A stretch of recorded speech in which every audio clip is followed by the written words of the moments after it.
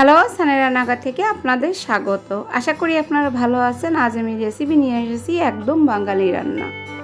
এটা অসাধারণ করে রান্না করে এসেছি, একদম জানা তরকারি পুঁই শাক আর ট্যাংরা মাছ সরষে বাটা। এটা খেতে কিন্তু দারুণ লাগে, একদম সহজে রান্নাটা অসাধারণ করে নিয়েছি, আপনারা দেখে নেবেন। এখন রান্নাটা কিন্তু আমি শুরু করব। এটা কেমন করে করেছি, প্রথমে চুলায় ফ্রাই প্যান বসিয়ে দিয়েছি। এখানে ব্যবহার করব সরষের তেল। সরষের তেলে রান্নাটা কিন্তু অসাধারণ হয়। এখন ওই তেলে দিয়ে দেব ট্যাংরা মাছ। ট্যাংরা মাছটা আগের থেকেই হলুদ আর লবণ মেখে রেখেছিলাম। এখন এর উপরে দিয়ে একটু জল দিয়েছি।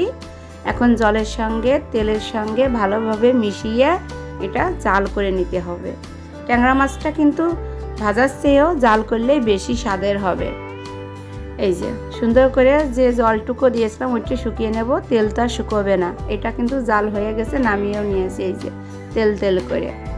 এখন ওই ফ্রাই প্যান বসিয়ে দিয়েছি। ফ্রাই প্যান বসিয়ে দিয়েও তেলটা দিয়ে দেবো আবারও সরষের তেল। সরষের তেলের রান্নাটা অসাধারণ। আর এখানে ফোড়ন দেব সরষে আর জিরে একসঙ্গে মিশিয়ে ফোড়নটা দিয়ে দেব।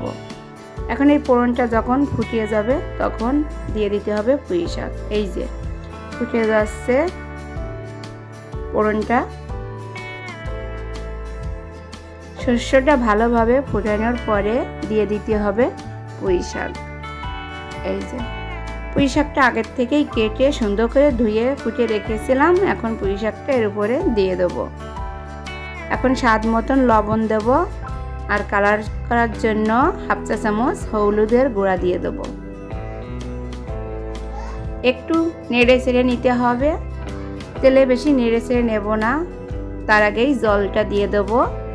পুঁই শাক তেলের উপরে নেড়ে চেড়ে নিলে কিন্তু তরকারিটা দেখতে সুন্দর হয় না, পুঁই শাকটা তেলসা তেলসা ভাব এসে যায়। এই যে জলটা দিয়ে সুন্দর করে বলক এসে যাচ্ছে।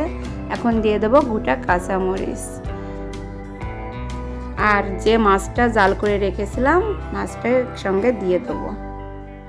দেওয়ার পরে এটা ভালোভাবে নেড়ে চেড়ে জাল করতে হবে কিছুক্ষণ ধরে। পুঁই শাক কিন্তু বেশি জাল করা লাগে না, অল্প জালের পুঁই শাকই বেশি সুন্দর লাগে। আর এখানে বেটে নেওয়া সরষে জিরে সব মশলা দিয়ে বেটে নিয়েছি। এখন একটু জল দিয়ে এটা ভালোভাবে গুলিয়ে নেব। আর এখানে আছে সরষে জিরে শুকনো মরিচ 3টি বেটে নিয়েছি, একই সঙ্গে ভাজা শুকনো মরিচ 3টে উপকরণ একসঙ্গে বেটে নিয়েছিলাম। এখন ওই উপকরণটা জল দিয়ে ভালোভাবে গুলিয়ে এর সঙ্গে মিশিয়ে নেব। এই যে দেখেন পুঁই শাকের তরকারিটার কিন্তু জলটা কমিয়ে এসেছে, একদম শুকিয়ে নিয়েছি, হালকা হালকা ঝোল আছে। এই ঝোলে দিয়ে দিতে হবে গুলানো মশলাটা।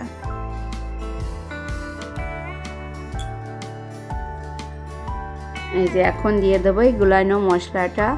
এটা কিন্তু ঘন করে গুলিয়ে নিয়েছি। আর এই তরকারিটা কিন্তু একদম ঘন হবে, গামাখা গামাখা। এটা খেতে কিন্তু দারুণ লাগবে। সরষের তেলের রেসিপি, ভাত মাখালে এক দলা কেন 2-4 দলা খেতে পারবেন। আর এই গামাখা গামাখা ঝোলটা কিন্তু দারুণ খেতে। সরষের বাটার ট্যাংরা মাছের পুঁই শাক অসাধারণ। এই যে বাটাটা দিয়ে আর একটু বলক এসেছে, দেখেন দেখতে কত সুন্দর, খেতেও কিন্তু দারুণ। বেশি রান্না লাগবে না, অল্প রান্নাই খেতে দারুণ লাগবে। এই যে তরকারিটা কিন্তু আমি নামিয়ে নিয়েছি, দেখতে কত সুন্দর হয়েছে। আশা করি আপনাদের ভালো